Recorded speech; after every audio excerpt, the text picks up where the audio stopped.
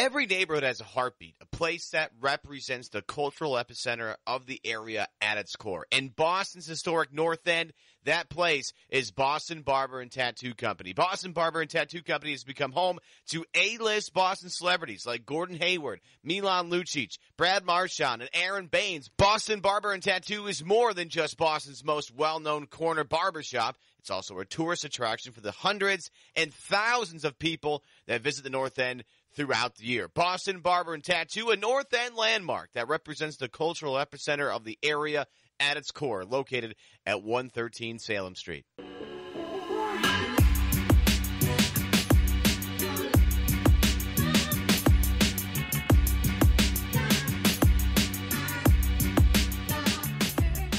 Welcome back to another edition of the Good and Plenty podcast. I'm your host, Jeff Goodman. We're recording this podcast on Monday, December 3rd, and we got a great show for you. Gilbert Arenas, former NBA star. What is he doing now? He'll certainly talk about that gun incident with Javaris Crittenton, talk about plenty more. Today's show is brought to you by The Athletic. Save 40% off your monthly subscription today by going to theathletic.com/Goodman. Today's show also brought to you by Mint Mobile. Get 3 months of wireless for $20 shipped to your door for free by going to mintmobile.com/good. Remember, subscribe, iTunes, Stitcher, CLNS Media. You can follow me at Goodman Hoops on Twitter. You can also find me at watchstadium.com. Give us your reviews. Now, pleased to welcome on another Arizona alum, although I don't think you have your degree yet, Gilbert Arenas, but we'll give it to you. We'll give you the honorary degree. Now doing a podcast, the No Chill podcast, so you got to check that out. I've listened to a couple episodes, and it's entertaining, it's informative. But the best part already, Gil, we try to get this podcast going, and we try to call you. But we can't get through. I could text you. You can call out. But what the hell is going on? Like, your cell, you can't accept any incoming calls. How does that work, and why the hell are you doing that? Yeah, so I can call out and receive and text, but I don't allow numbers to call me.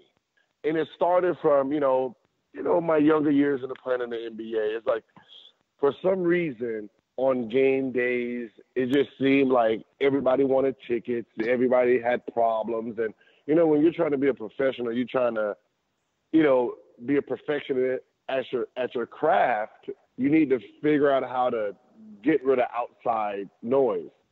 So, I came up with the idea that I didn't want incoming calls. I didn't want to be bothered. I didn't want to be, especially on game day. So, I have, routines where don't talk to me on game day. I'm just here to focus on the game. I didn't do interviews and talk to the media before the game. And the same thing with my phone. If you needed tickets, call this number, which was Sasha Jones, and ask her for tickets. Don't bother me about it. That's classic. It's so like everyone has money. Everyone has money problems, even rich people. on game day. On game day, it seemed like. Classic, though. So what if somebody really needs to get a hold of you? They have to text you, and then you have to call them? Yeah, they text me. I call, all they do is just say, call me. So what if, it was so funny. It's been like that for about 10, 12 years now. So you're used to it? Yeah. All right, so and a good thing about this, a good thing about this is you don't ever have to worry about like side chicks calling your phone and getting you in trouble when you're in the bathroom, taking a shower or something. That's why you did that too. Wait. That's why you did this. Let's be honest. Well, I was single when I did it, but it is the benefit that comes with it. So you're 36 now. You can't get damn incoming calls in your cell phone. What are you doing? You doing a podcast? What else are you doing out living in LA still? Yeah, I'm back home, living in LA. I'm starting my Agent Zero Academy. Which is what? Teaching kids how to play, training kids how to, look at the game, play the game, and, retrain trainers, and how to teach the youth. That's good. About basketball instead of just picking up a check. Yeah, it's become parents who think their children. Yeah.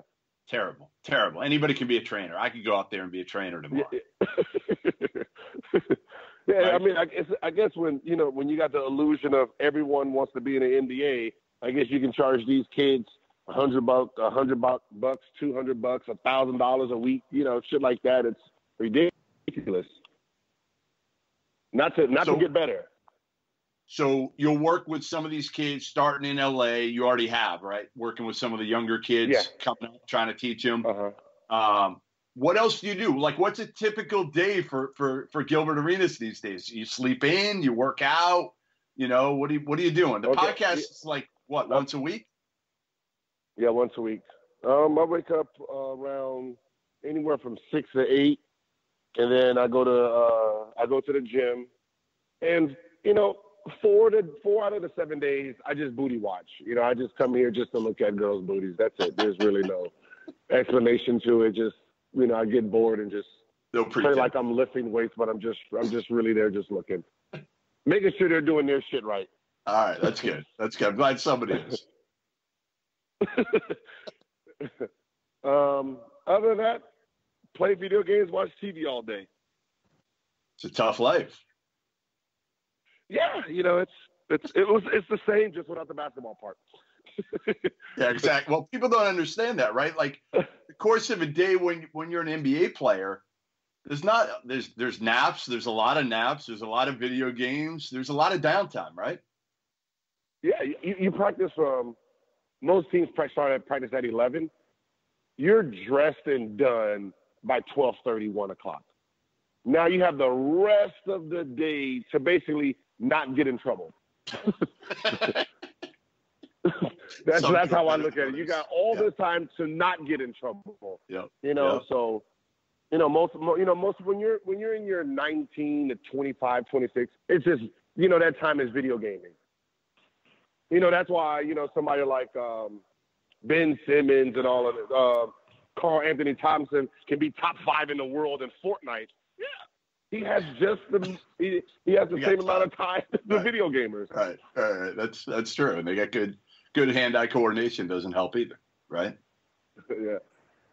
So hey, the first time I ever met you, and I didn't really meet you, I'm out in Maui back in 2000, 99. And I'm on my honeymoon. How about this? My wife, being the saint she is, we go to Maui for our honeymoon, which is pretty cool. And we watch some games while we're out there. And I'm in the hotel. I think you guys were maybe at the Ritz. I was next door. I was at the Kealani, which was a nice hotel next door. I think you guys were maybe at the Ritz or one of those nice hotels. And I'm in there maybe, I don't know if I was seeing like Coach Olsen or something, but all of a sudden, I see some kid like sprinting down the hallway, yelling, screaming like a complete knucklehead. And I'm like, who is this kid? And I think I asked, like, Josh Pastner was there or something. I'm like, who is this? Like, he's acting like he's like 8. It's like, yeah, that's Gilbert Arenas. Like, he's a complete knucklehead. Really talented kid. Complete knucklehead.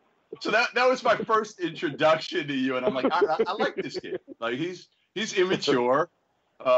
Super talented. So, I talked to a lot of guys still from that Arizona team, and a lot of them say they're like, we love Gil. Like, we just don't know how to get a hold of him. Like, we don't. Jason Gardner, who I think was your best friend on that team, right? Jason Gardner, your best friend at Arizona? Uh-huh. Yes. Says, like, That's my guy. He changes his number like every 10 days. Like, I don't know how to get a hold of him anymore. Yeah, I went through a phase where, if I couldn't remember the number when someone asked for it, I just changed it. Listen, I didn't have anything to do. When you're done playing, you just figure out how to be busy. Like driving on the freeway, hours at a time, going nowhere, listening to music, sitting in the Sprint store, figuring out what's the best number that seems cool. I had one that had Hefe, boss. I had one that had 5 zeros in it. That's pretty cool. The last five digits was 0000. Like, why didn't you keep it? Huh? Why didn't you keep it? Because my ex got a hold to it. And that was it. And yeah, that number ain't worth her bugging me.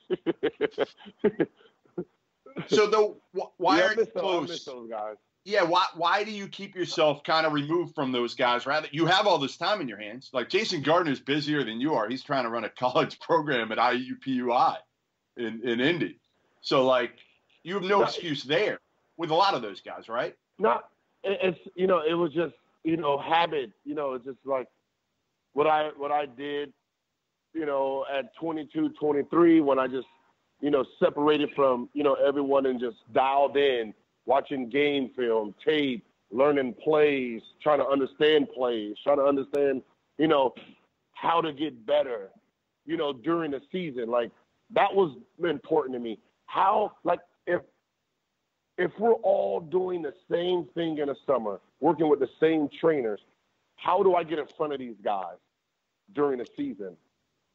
And then I came up with a workout program during the season that gave me that edge, so it was so much focused on my career that, I didn't really have time for friends or anything. It was just, just playing basketball.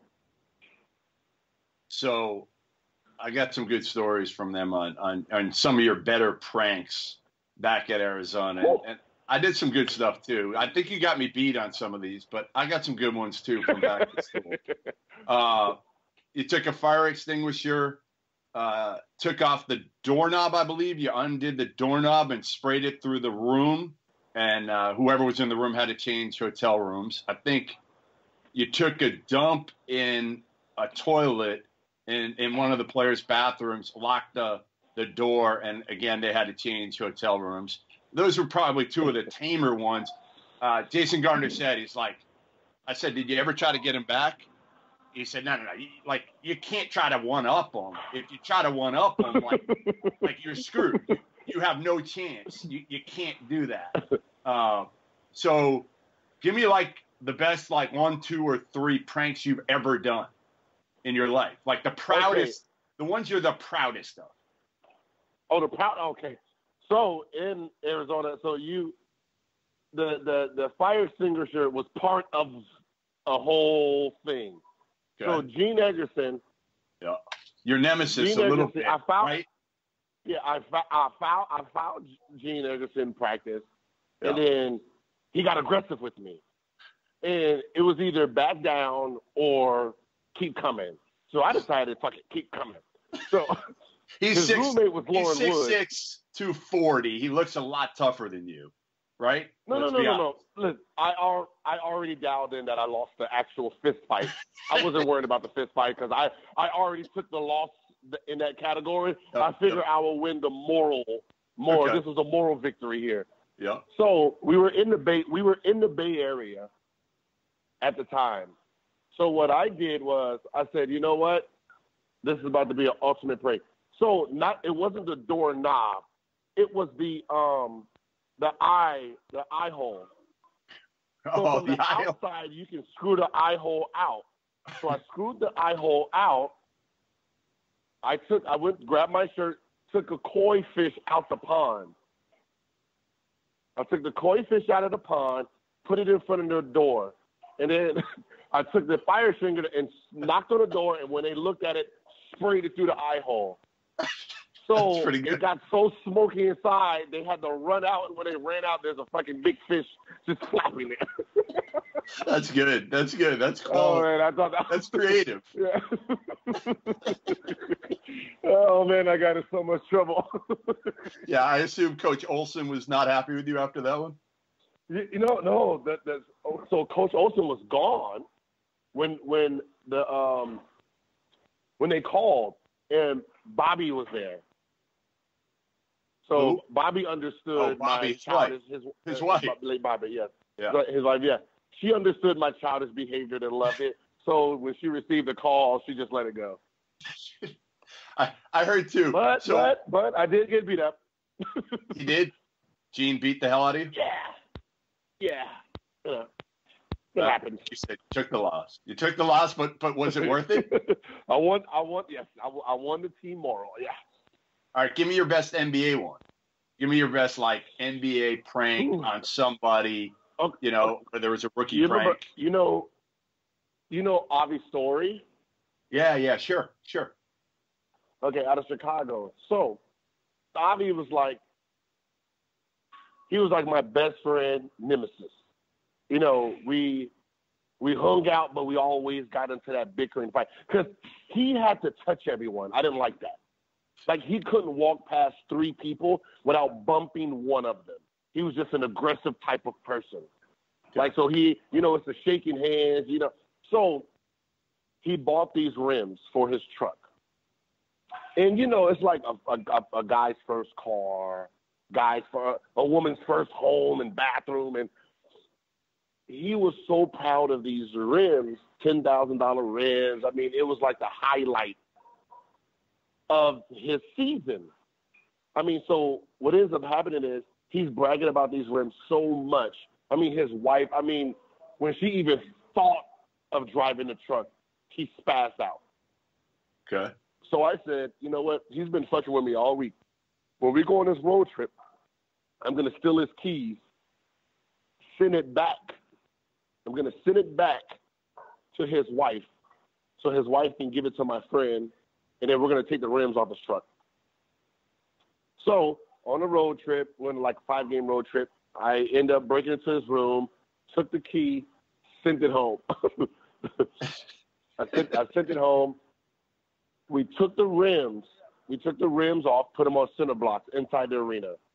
Oh, also, God. we drove it. Wait a minute. No, we drove it from the airport and drove it to the arena because on the arena he couldn't access the GPS on the car. And then, you know, so when we got home, it looked like his car was stolen. So he's already, you know, livid. Like, he's living, like, crying, bitching, blah, blah, blah. They put out in that week, there was a lot of robberies, you know, going on. You know, a lot of robberies, you know, people taking cars, people taking, you know, rims. So 2 days later, they end up finding the car downstairs in the basement and told him, hey, yo, your car's downstairs in the basement. I guess someone brung it here. So he goes down and he's like, and he sees the rims gone. I mean, I thought he had a heart attack. I thought he had a heart attack. So this happened on, we took his car on like a Thursday. This is Monday where he finds out his car.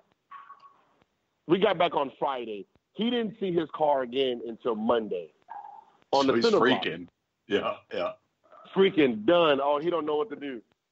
Tuesday during a film session, I had the security say, "Oh, hey, listen, Avi, we got some good news," and they rolled one rim in. We found one of your rims.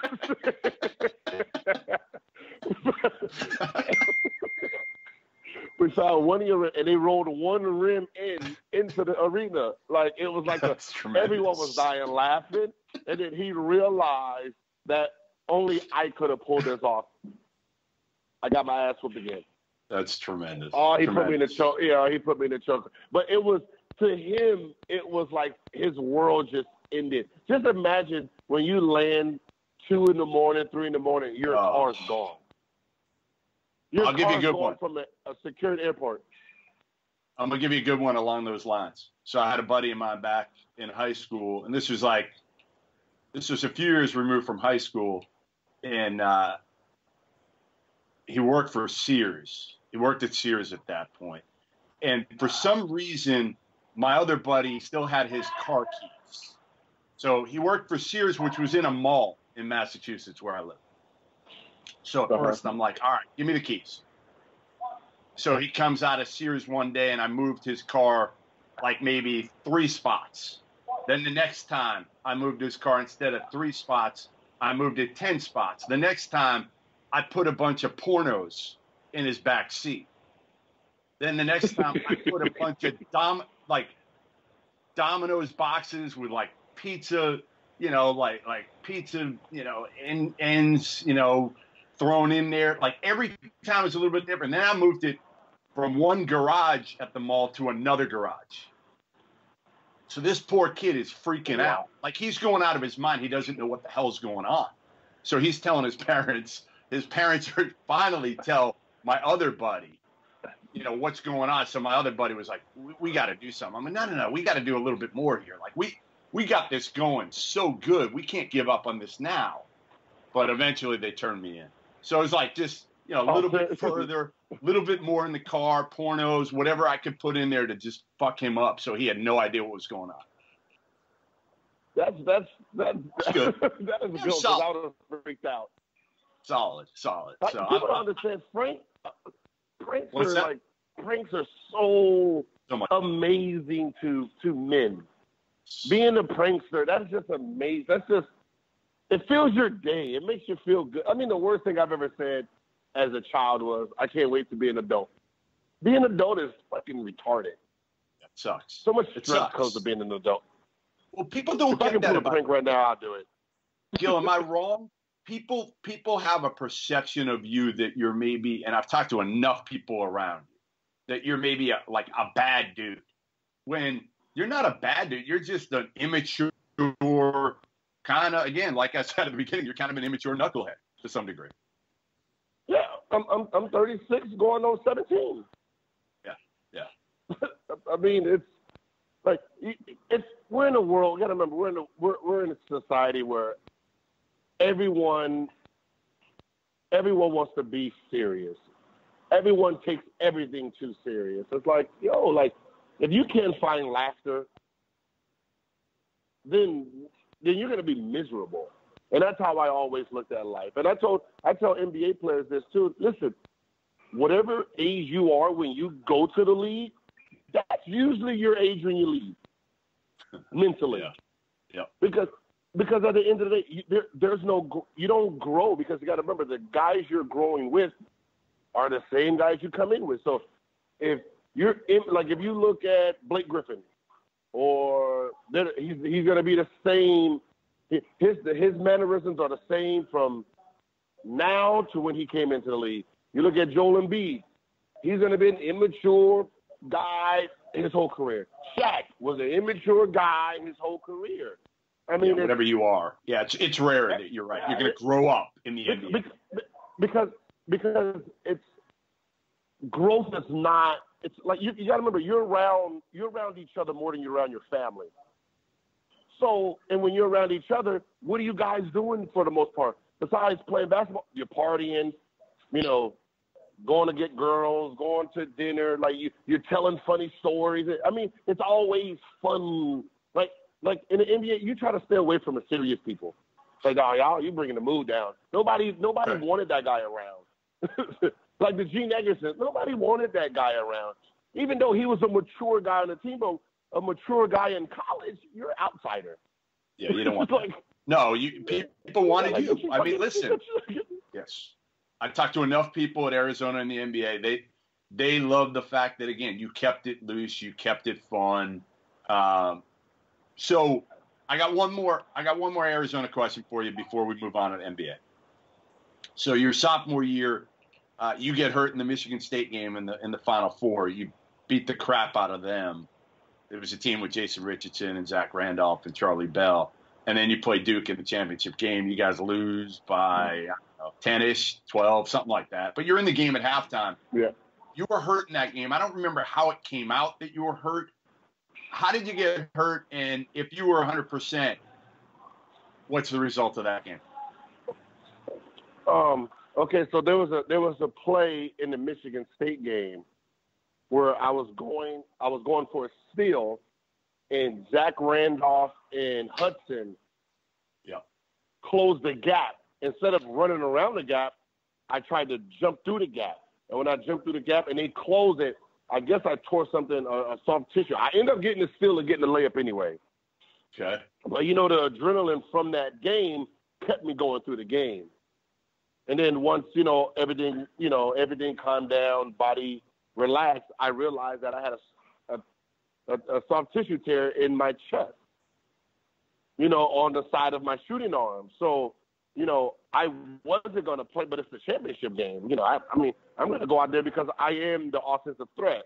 So me just being out there, supposed to give us, the chance. We had a great game plan. leave Dunleavy open. Let him beat us because he hasn't played well the whole tournament. And, he had 21. Me being healthy, will we have one? I mean, of course I'm going to say, of course, we'd have beat the shit out of them, because we was rolling that year. But, the what-if games is if Dunleavy would have hit 21 and he would have played. If Dunleavy would have been normal, we would have won the game. If the refs would have called the 21 non-calls they did that year, remember that's when okay, what was his name? Oh my God, who for Battier? The Duke point guard.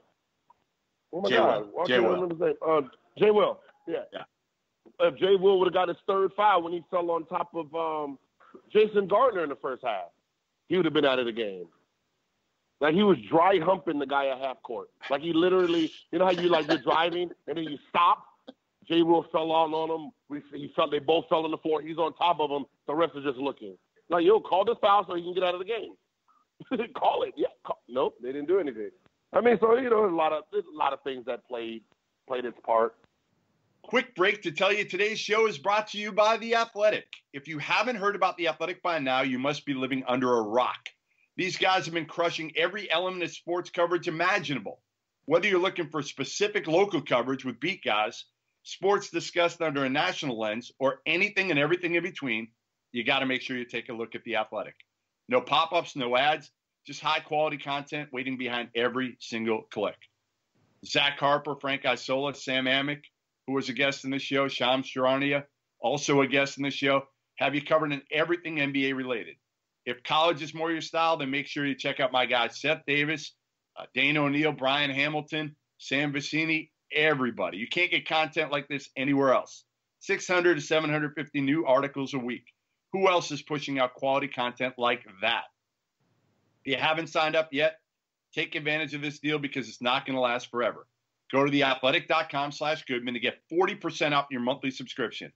That's a subscription for less than $3 a month just by going to theathletic.com/Goodman. Shams, Amick, Harper, Seth Davis, Dana O'Neill, Brian Hamilton, all for less than $3 a month. Sign me up. Sign yourself up too. Theathletic.com/Goodman. So you go in, you're drafted with the first pick of the second round, play 2 years in Golden State, and then tell me the story how you decided to go to Washington. Is this really true? Okay, it's kind of. Okay. Okay, so, in the NBA, there's pecking order, right? There's pecking order, and we call it the pogo. It's like the pogo bounce off of other guys. So in that year, it was Lamar Odom, then me. That was free agents that year. So I came out asking for the max. Why wouldn't I? I'm just gonna, it's just like a job. You ask for the highest number and then see what you get from there. So originally, Denver was my go-to team. I worked out with Kiki. He trained me coming to the draft, so I had a really good connection with Kiki. Okay. I just learned how to be dominant at the point guard position. What Kiki tried to do was bluff his best friend, rest in peace, Van Fagan. They were best friends. He tried to bluff him by signing Andre Miller to 49. I think it was 51 million. It was like 49 or 51 million. And then they wanted to give me 53. And then my agent, my Dan Fagan said, wait a minute, you overpaid for, he said, my guy's a Ferrari. And you're going to pay Ferrari money for him. You paid Ferrari money to a Honda. You're paying Andre Miller. You're paying Andre Miller for what he did 2 years ago, not what he did last year. And either you get the number up to the max, because my guy is not $2 million better than Andre Miller. He's about 20.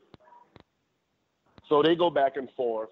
In the meantime, I go I go check out Clippers. And that was the year they had like 5 free agents, so they had a shitload of money. Okay. Elton Brand was up, Maggette was up, Quentin Richardson was up, Lamar Odom was up. I mean, their whole fucking roster was up. And David Stern made it a point to tell him that he has to pay someone this summer. So the books was open for, Donald. Utah was offering about $72 million. But I think as a young kid in my style of play, I thought it would be career ending for me to go to Utah when, Stockton just retired. Like, I'm not that type of point guard, Right. They loved him. It was just, they loved him. Yeah. They loved the way he played. Sure. You go from a passing guy to a guy who don't want to pass. Kind of might. And then the personality. I went to. And the personality, Gil, too. Yeah. Let's face it. We haven't even talked about that. Could you be more different? And then Washington. And then I went to Washington. Abe Poland. It was a great talk, especially something I needed. It was one of those, hey, listen, I need help here. Jordan just left. The city is killing me. The media is killing me. Rumors are said no free agent should come here because of Jordan is not here, and I need a player. I need a player like you. You get me out of this Jordan era, I'll make sure you're the face of the city. And then he said, and then if Brian, was it Byron? No. Who? If Brian Russell opts out of his deal, we'll have more money for you. Right now, we have about 56, 57. If he opts out, it jumps up to about 64, and if the luxury tax goes up. Okay. We'll have 64. It's all yours. Let me know. So I said, all right, we all shook hands, blah, blah, blah. Miami didn't want me because they said we just drafted Wade, and we might be trying to play him at 1. And Pat Riley didn't believe in paying young players. But at this time, got to remember, I'm still asking for the max. Right. And then you're only 2 years in. And you're 2 years in. Yeah.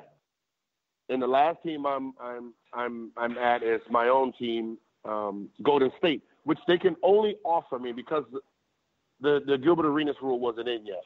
It came in because of this.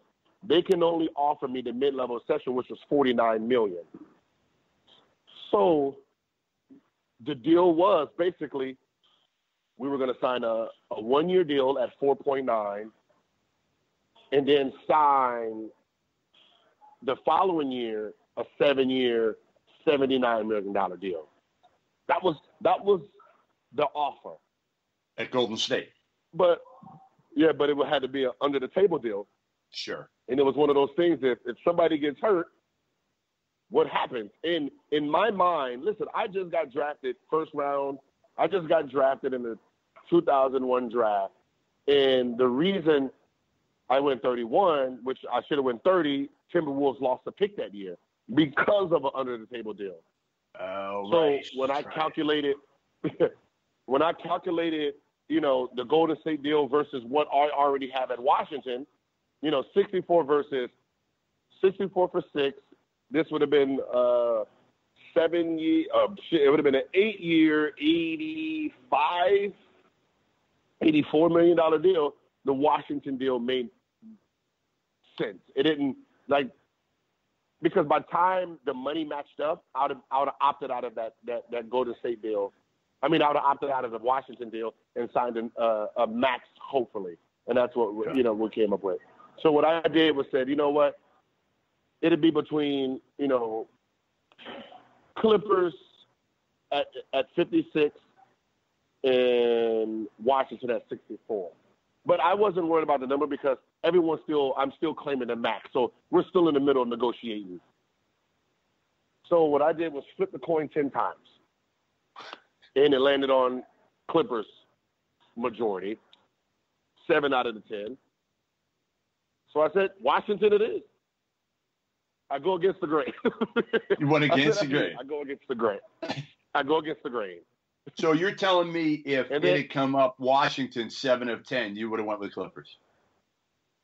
I don't know. That's the beauty of it. I probably would have still picked Washington. Right. Like, how do I tell? Like, come on. The guy just basically told me, listen, It's gonna be help. your I need help here. Yeah. I need help here.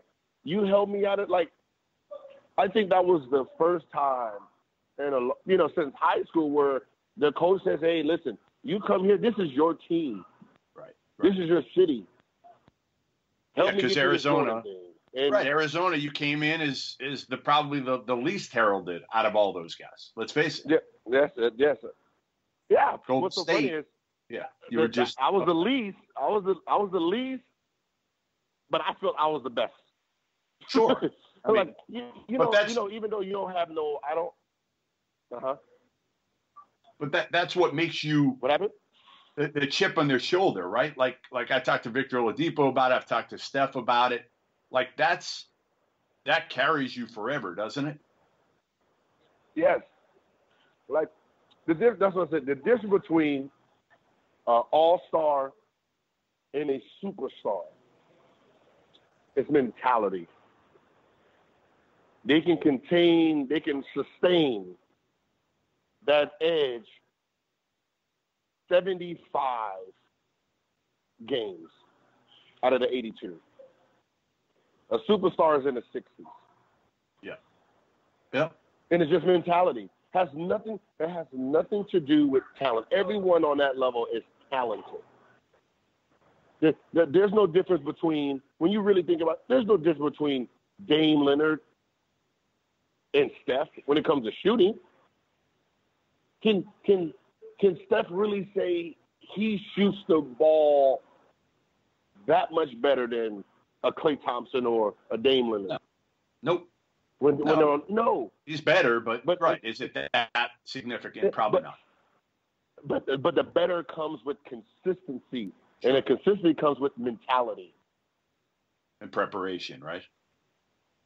Yeah, you got to prepare. Like when people say, "Yo, how did you score?" Everyone always, how did you score 60 on Kobe? I said, listen, I watched this guy all through high school. I idolized him. I said, most people idolize to be afraid of their idol. I idolized Kobe to be in his greatness.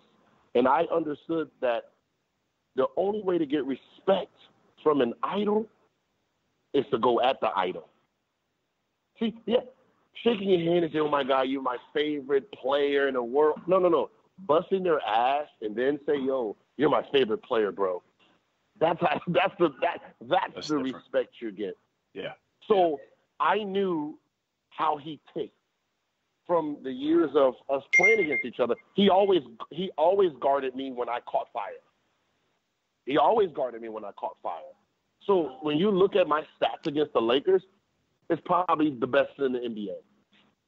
Because I knew one thing that I had over him: speed. So because I had speed and he wasn't very good laterally, that I knew any simple crossover, any 1-2 step I got, just go. Do not play around with Kobe. Do not, try to get him with 4 crossovers, because that's where he excels. So it's basically taking his strength and minimizing it and using my strength. And that's basically how I played the game. So from 04 to 07, 3 years, you were 3-time All-Star. I mean, I looked it up. The names you were in there with, in 05, 06, it was Kobe, AI, LeBron, and you scoring. And then the next year it was Kobe, Melo, you, and LeBron. I think people forget how prolific a scorer you were. And you're in your mid-20s at that point. What was life like for you? And I know it's a broad question, but what was it like for you in the NBA? In the mid-20s, you've got everything kind of in your hands, in the palm of your hands at that point, don't you? Yeah, I mean, it was just I was literally going into the game trying to score 40. Every night. Every night. Every night my goal was to try to score 40 because it kept me aggressive. See, it's trying to stay aggressive in an NBA where everyone's coming at you. Yeah, of course, when we play the Kobe's, LeBrons, the Allen Iverson, you're going to be up for those games. But when you have to play the Eric Snows, the Marcus Banks, those are the type of, when they don't have the superstar name, you have to be able to come and compete against them also and not play down to the level. Because you got to remember, when you're coming in, they're going to be playing. They're coming to play against you, but because they don't have the superstar name, I'm not coming to play against them. So I had to find a way to sustain, the greatness I was having at that time every night. And it was, I'm trying to score 40 on you. And I'm going to tell you, I'm trying to score 40 on you tonight. Good luck. How much shit did you talk? During the game? Yeah. I was minimal.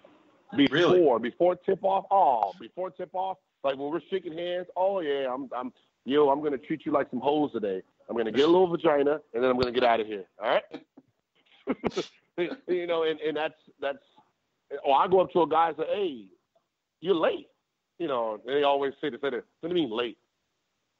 I just scored 45 last night.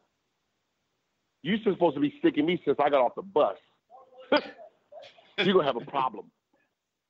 You're supposed to have been sticking me when I got off the bus. You're supposed to have been playing D right there.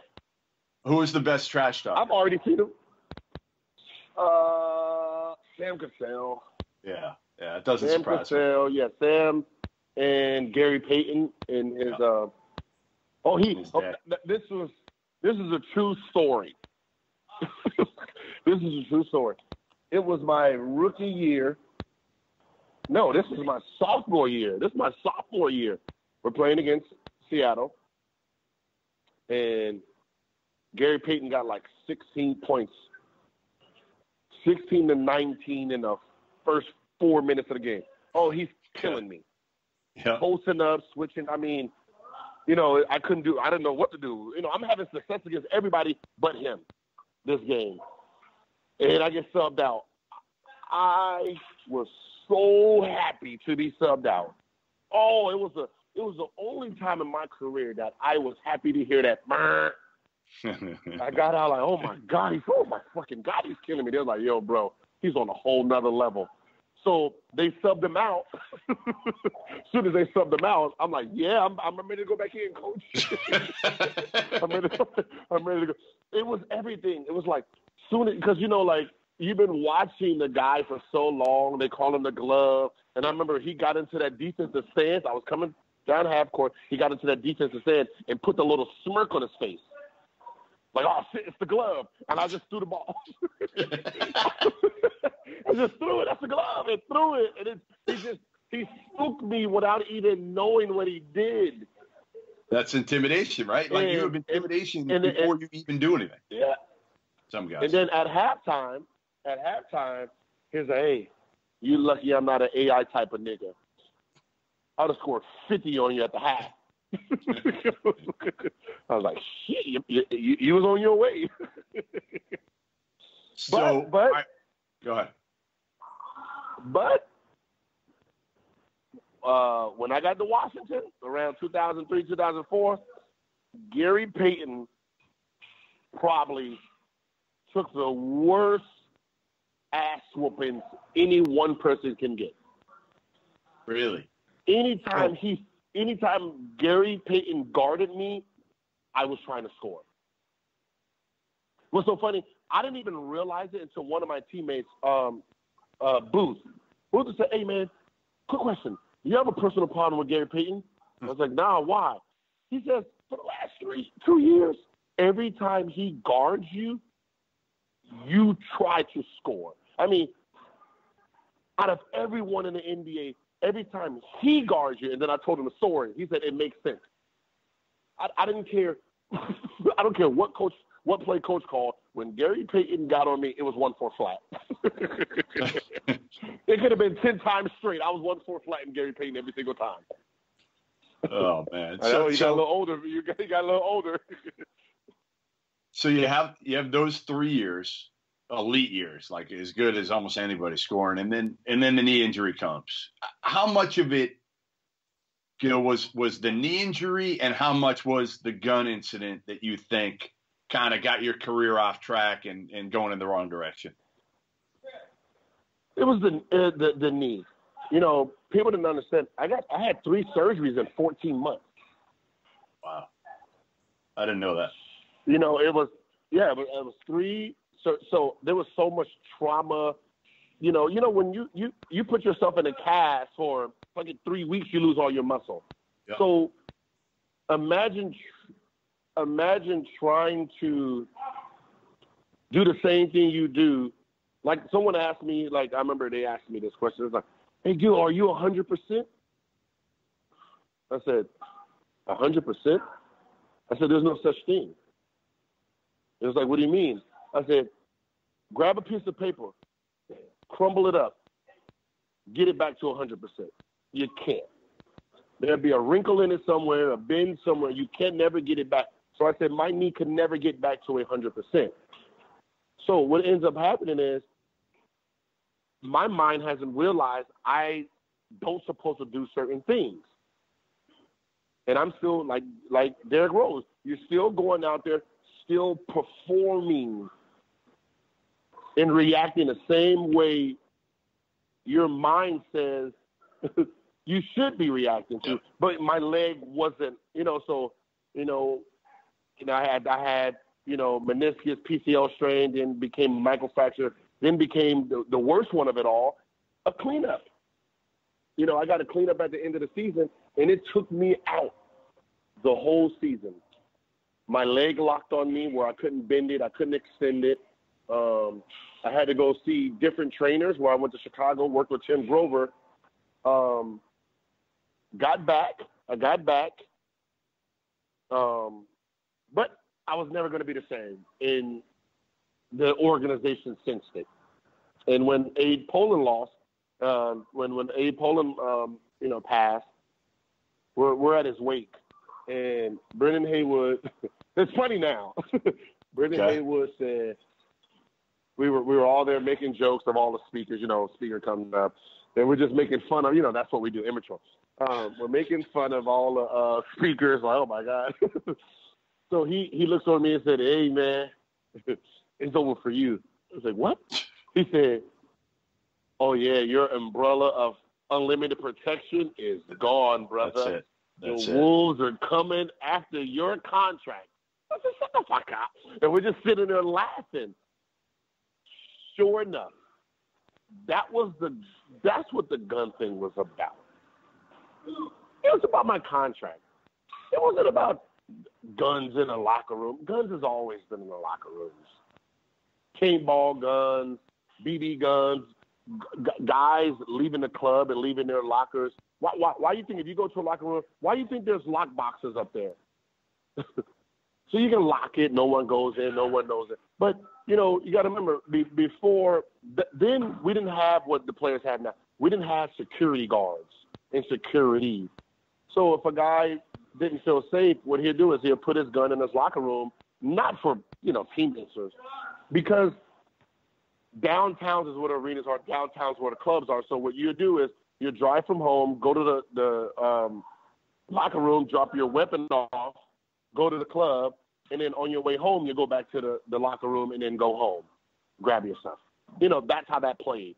So it was just an excuse to try to get rid of my contract because the new owner was coming in. And you weren't the same player, as you admitted. I wasn't the same player. I was useless. I wasn't the $111 million dude. I was a fraction of what I was doing. We were 10 games. We were 10 games under 500. Yeah. It's like Washington is right now. It's you came into the season thinking you're going to be 1, 2, 3 in the East, and you're at the bottom. Got to do something. Now you're looking for a scapegoat, and I gave the opportunity. But the reason the opportunity came is, I'm hurt. We don't need him anymore. So I know you've talked about it. If I was a healthy guy, if I was a healthy guy and I'm out there scoring 30, you would have never heard about it. They would have swept it under the rug. You never heard about him you never heard about him in the past.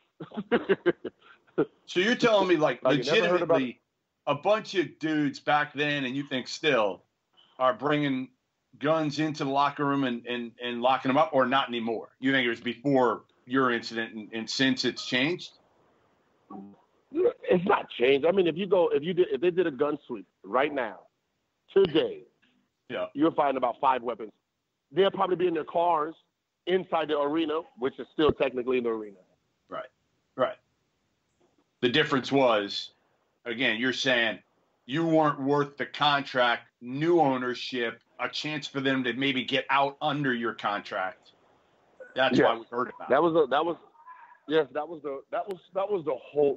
You got to remember, if you own a brand and something happens internal, if it gets out, it only hurts your brand. So you got to remember, we didn't have an owner, right? Our owner just passed. If this story broke on the new owner coming in, it's not under his umbrella. Right. Because he hasn't bought the team yet. It can be a fresh start. It can be a fresh start for whatever owner. If they get rid of you and they can say, hey, it's a clean slate. Yeah, so funny. I knew something was strange when they did a poll, what should we do with Gilbert? And then, the fans wrote, bring them back. That's when I knew something was a little odd. You're the new guy playing the public battle. You want to see what the fans got to say so you can be on the good side of the fans. Right. Quick break to tell you today's show is also brought to you by Mint Mobile. Nothing better about the holiday season than unwrapping a brand new phone until you get hit with your brand new monthly bill. Big wireless providers can really suck the joy out of the holidays. So this year, don't just upgrade your phone, upgrade your wireless provider and switch to Mint Mobile. For a limited time, Mint Mobile is offering the best holiday deal in wireless you've ever seen. 3 months of service for only $20. Mint Mobile's holiday deal is only here for a limited time. $20 gets you 3 months of wireless service, 5 gigabytes of 4G LTE data each month, plus unlimited talk and text. Use your own phone with any Mint Mobile plan. You can keep your old phone number along with your existing contacts. Mint Mobile runs on the nation's fastest, most advanced LTE network. And if you're not 100% satisfied, Mint Mobile has you covered with their 7-day money-back guarantee. Take advantage of this Mint Mobile holiday deal before it's gone. 3 months of wireless for $20. Get the plan shipped to your door for free by going to mintmobile.com/good. That's mintmobile.com/good. 3 months of service, $20. mintmobile.com/good. All right, so what happened? Give me, and I know you've spoken to maybe once before, but give me what exactly happened with that incident with Javaris, where it started. You don't have to go into every detail, but people certainly want to know, did it start on the flight with the card game? Then why did it get to the point it did? Okay, so it started with a card game. Like every flight, players play cards. Players, fuck around. Yep. So we're coming from the West Coast trip. Phoenix. I think Phoenix was our last trip. So we're coming from Phoenix, and usually on long flights like that, I'll take a nap before playing cards. So I did it. They're already playing. And a long trip like that, there's going to be a nice little winner, and there's going to be a nice little loser. Crittenton was that loser. So I think he was already down about $6,000 in the flight. So he was already irritated. Yeah. So when you're playing 3 players and then a 4th guy comes in, A gambler says, "Woo, more money, more money's coming to the game." Yes. Well, when you're losing, you just look at your odds go the fuck down. That's all. You go from 33% to 25%. So he was irritated that I was coming in the game. How were you guys before this? How were you guys before this? We were besties. You know, like I had that relationship with all the young guys. You know, all the young guys. Listen, come to my room if you need. You know, if you want to order room service, just charge it to my bill. You know, so he used to like on the road. He used to come to my room all the time. So him and Nick always knew my room number. Everyone else didn't because I kept it off the registry. Okay. So the trainer and them two. So they'll call me like, "What's your number?" And then I tell them, and then they'll come down, order their food, blah blah blah. So that was, you know. But when you're losing money, you have no friends. That's basically how it goes.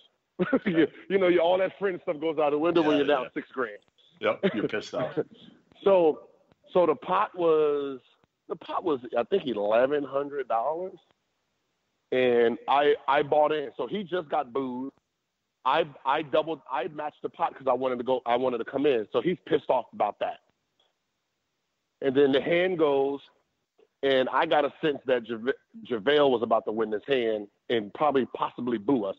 So I fold, but he was so angry at which is the funny thing is, it's the stupidest argument for him.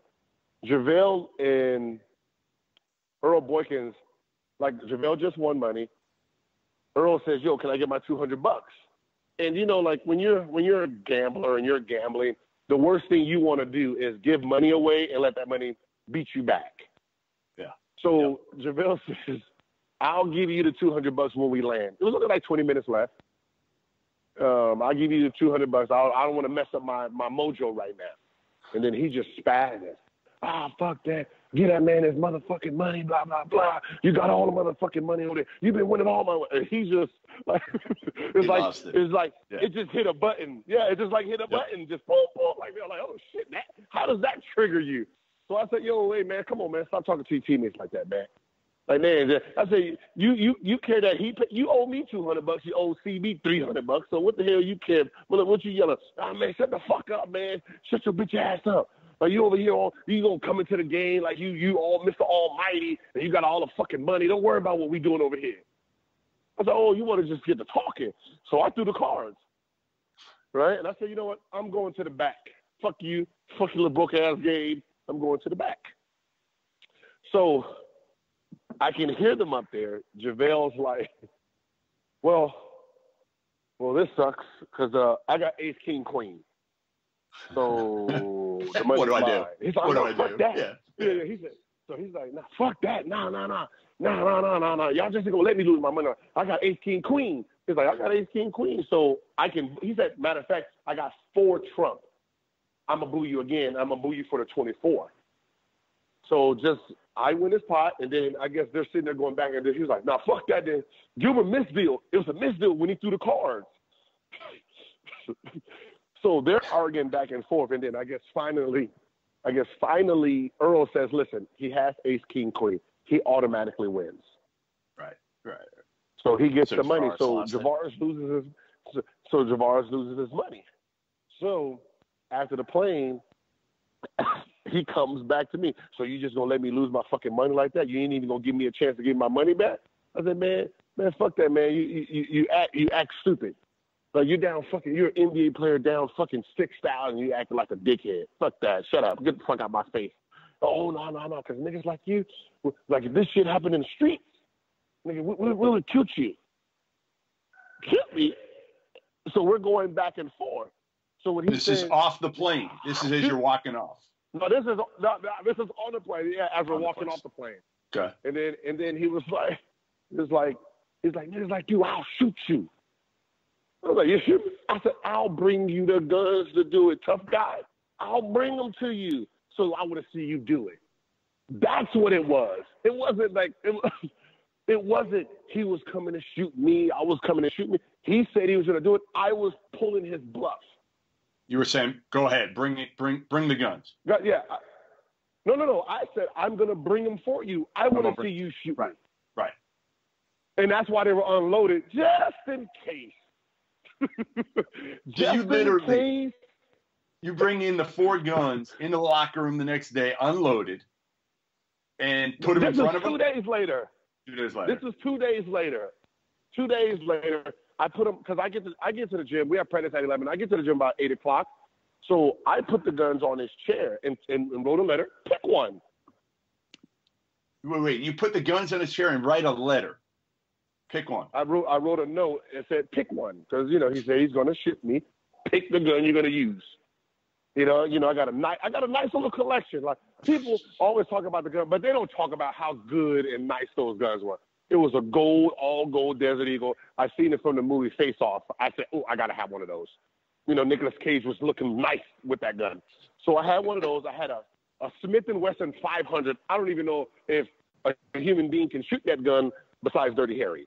And then the other one, the other one was like specialty. So I gave him a nice little, whatever one of those. But they're going to be empty because I was smart enough to know that because guns are not allowed in D.C., he's not going to be able to buy bullets. So just in case he did want to shoot me, he wouldn't find bullets in D.C. So I was pretty safe with that. But so I still get to prove practice. My point. Gil, this is before practice. You lay him out, and then you leave the locker room? Uh-huh. Yeah, I leave the locker room because you got to remember, I'm there at 8 o'clock. Nobody else gets there till like 10. Their practice at 11. So then, all right, so you're out there shooting. I assume you're out there shooting when people walk in. Yeah, so I shot. People walk in. Everyone's looking at them. I go get treatment, get ready for practice. And then when I come out of the treatment, he's at his locker looking at him. And I can see him looking, like picking him up, looking like, yo, okay.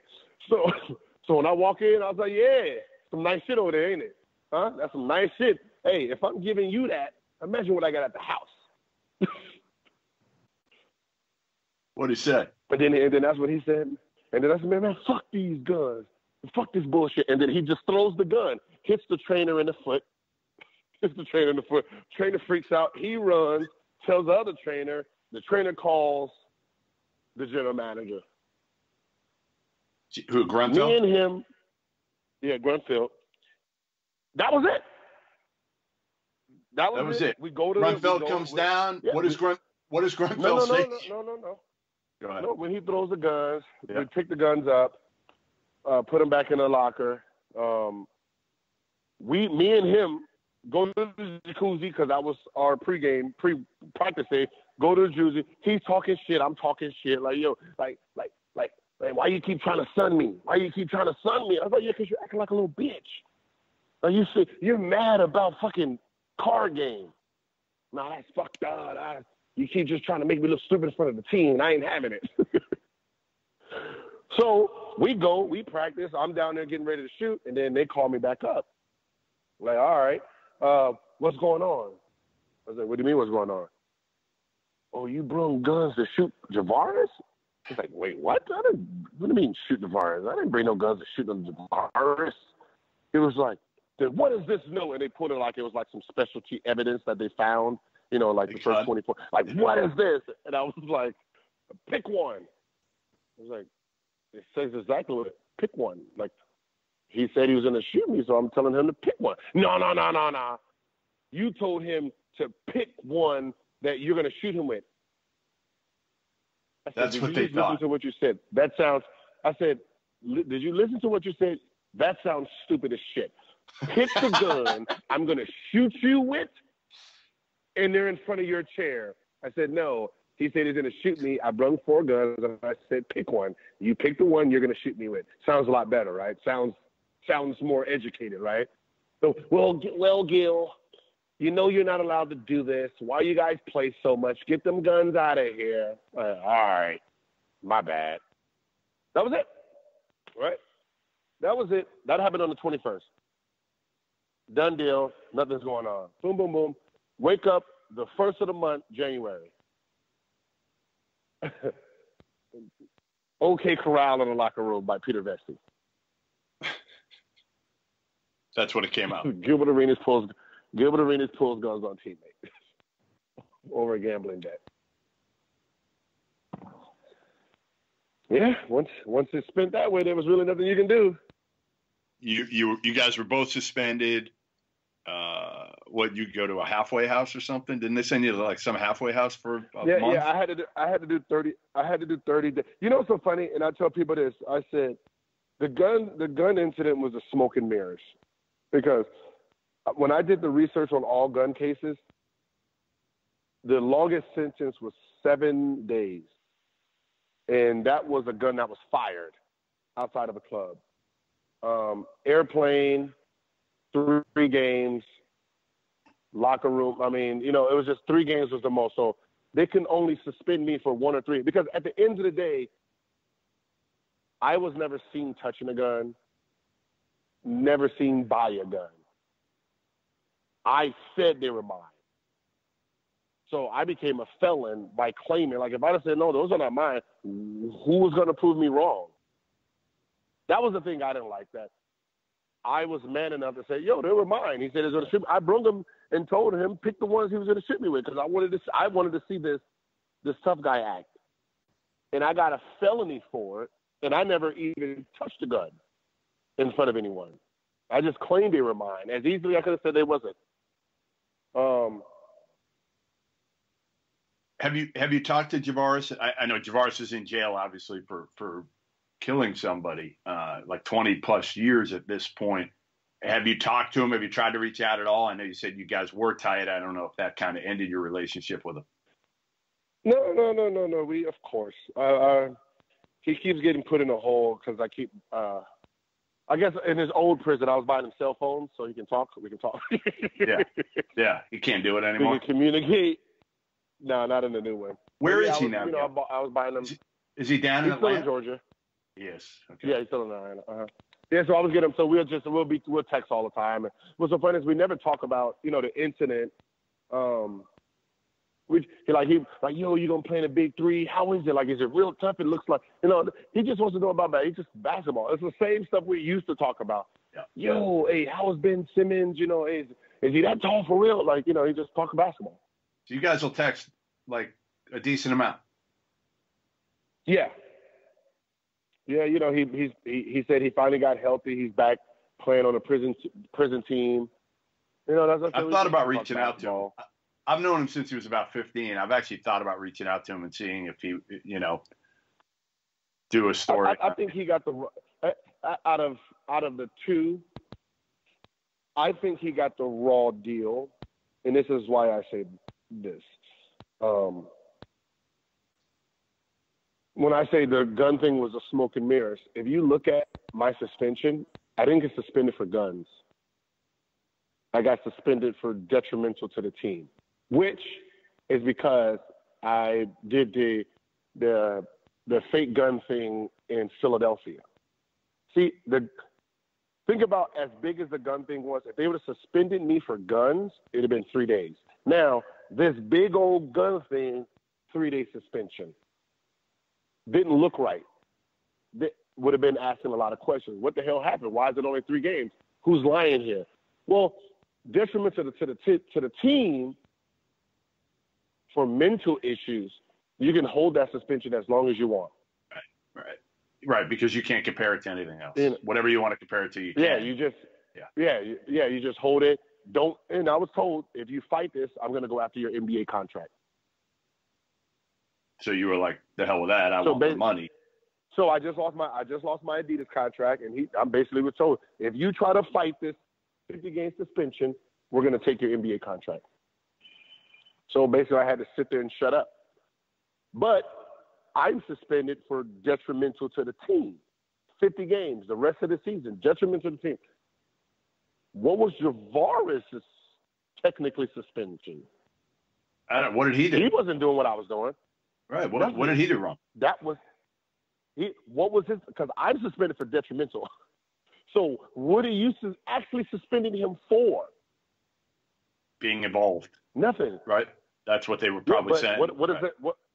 But they just use the whole thing as a whole and group them in as detrimental to the team. One, because what ends up happening is, this is the key thing, that because he told the team originally that he didn't have a gun and this and this and this, well, with the story they put out and had leaked, and then they find out he did have a gun, they think the team probably thought it made them look stupid and fucked up the chances of them coming off my $80 million. And because of that, we don't want him on our team. So they blackballed him. So you think he got screwed here?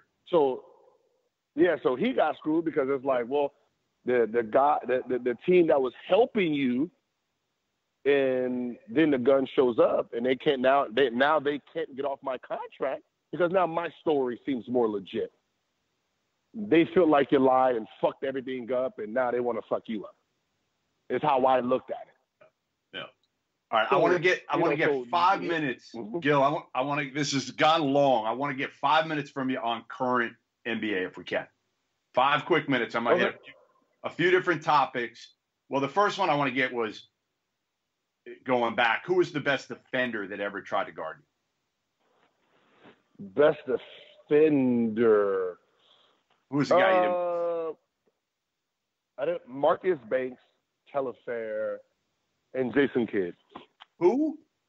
What? You say Marcus Banks, Telfair, and Sebastian Telfair?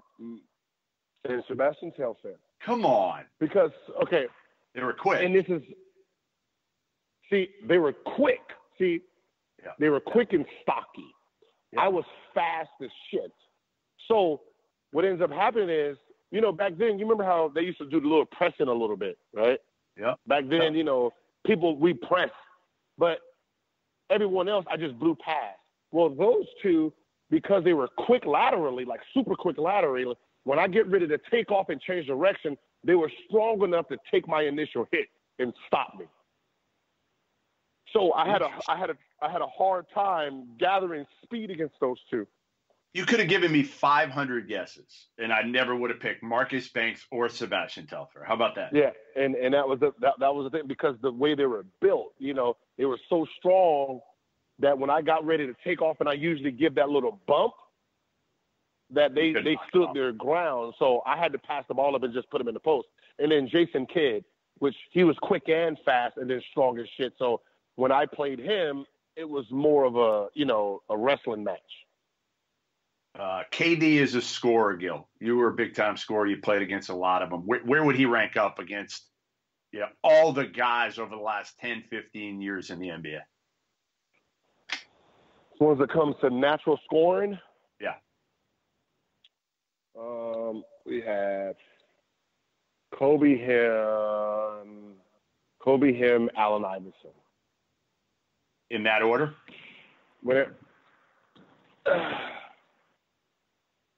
Yeah. Kobe, most of Kobe's career was hindered because of, Shaq's there. So he never really had the team by himself enough to do the things that we've seen him do later on. But yeah, when it came to natural scoring ability, it was Kobe, KD, Allen Iverson. All right, 2 more quick ones. What's wrong with the Wizards, and what do you do with John Wall? I mean, he's making a ton of money. He's getting crucified in Washington right now, your former franchise. What do you do? What's wrong with them is they've had too much time with each other. And what I mean by that is they peaked already. Them two being the stars by themselves, they've peaked. Unless you're going to add another dominant star with them to take them over the top, that these two is like an old couple. First couple of years, just gravy, honeymoon, but 10 years in a marriage is like, and that's what they are. Like, Bill is at the age where, that 25-year-old age, like, hey, it's time for me to go to the next level, but I can't go to the next level because John Wall is a passing but a scoring point guard. And, it's an unspoken theory that pure point guards can't win championships. And what I mean by that is, if a guy is making everyone better, that means they're not that good, right? So what ends up happening is when you play against people, when you play against a group of people that are good, you get your ass whooped. So what ends up happening is Bill is at the point where I don't need John Wall. Just give me the ball. I can play point guard. I can play the 2. I can play the 3. Just give it to me and let me do my thing. You know, so them two are at a odds of who needs the ball in their hand. What do you do with John Wall? It all depends on what do you want to do with Beal. Well, that's the thing, right? I mean, you don't want to trade Beal if you're Washington. You don't want to trade either one of them. But you may have you to. would rather get a third. You'd rather get a third player there, a pure shooter, someone. But if one's gonna go, it's one of those things where you have two. It's because I'm good with both. John Wall's my. But John his contract Wall's, is John tough. Wall is like my little brother. Yeah. Yep. In today's NBA contract, if somebody wants him, somebody wants him. Yeah. Like I told him, I said, man, to be honest, I even gave him the stats. I said, the winning point guard on championship teams for the last 28 years, they're averaging about 4.6 assists a game. That means that the point guard on these championship teams is not a dominant point. I mean, either he's a shooter or a defender. He just sits in the corner shooting threes, or he's a defender. He's not a ball-dominant guard. So either you two got to share the same responsibilities like me and Larry. See, me and Larry never clashed because we were both points and we were both shooting guards. You can both score. So together, we average 11 assists and 40-something points. We had the same responsibility. We were both trying to score and pass the ball at the same. What you're saying is almost like whoever gets it out of those two just goes. You don't have to give the ball to John Wall's not a point. You don't have. Right. Yes, and that's how I would. That's if I was a coach. Yeah. That's what you guys' responsibility. Like, John, listen, as great as you are in the open court and all that. Look, open court, your ball. Half court, Bill's ball. I don't need you. I don't need you to average 10 assists anymore. I'd rather you try to score 28 and 5 assists, and that means, Bill is averaging about 20-something and 5 assists also. Then you averaging 20 and 10. Because your 20 and 10 is hindering, because you got to remember, his assist, like, he's not creating shots for Bill. Bill's creating his own shots. He's creating shots for the people who can't, like the Kelly Oubre's and all of that. That's who he's creating shots for. So you're basically keeping the ball out of your best half-court scorer's hand to give it to everybody else, and that's where the bumping's coming from. Like, think about Rondo. When Rondo was great and they won that championship, Rondo only averaged 5 assists. He wasn't Rondo yet. 5 assists. That's all he averaged. That's right. Yeah, it's amazing. Because you got Paul Pierce. Yeah, you got Paul Pierce in the half court to do what he was going to do, and then you try to find Ray Allen and Big Baby them. Well, listen, hey, so, with I me, appreciate I'm going to sit there. Yeah. Yep. No, like I said, if I was them, I'd just sit there. That's the best when two people talking that they both stop at the same time, then it's just the quiet. Dumbest thing. No, it's the dumbest thing ever. Why doing a podcast in person is way better. And we should have done it in person later in this week. I'm heading out to San Diego, and then I'm heading from Boston to San Diego tomorrow, then LA and Phoenix. I think you and I'm going to be in Coronado, where I'm not sure if Lute Olson is there, but I know he spends a lot of time there. I think you should drive down, and we should pull a prank on Lute Olson. For all those times he made you run back in the day. Right? He made you run. Oh, my You God. skipped a lot of class. It wasn't me. It wasn't – okay, we started because of Richard Jefferson and Luke Walton missing class, and then it became vindictive, saying, okay, if you guys are going to make us run for missing class, I'm going to miss class now and make us run. And then it became this little joke, and we just ended up running for 2 weeks straight, 5 miles in the morning. But I heard you loved it. Because, like I heard you didn't get tired. You would laugh about it. No, I love that shit. That was the funny part. It was, but I think that's when Lute Olson realized how special his team was. Because you think about it, if Richard Jefferson doesn't go to class and we got to run 5 miles, and then Jason Gardner gets mad, like, fuck that, I'm going to miss class now, we're going to run again. And then I get mad and say, fuck that, then I'm going to miss class, we're going to run again. And then Luke Walton says, fuck it, I'm going to miss class. And we're just running because everyone's like, fuck it. All I know is. And then you're spending 2 weeks of running 5 miles in the morning. And then it's funny, and we're all laughing about it. No class checks back then, Gil?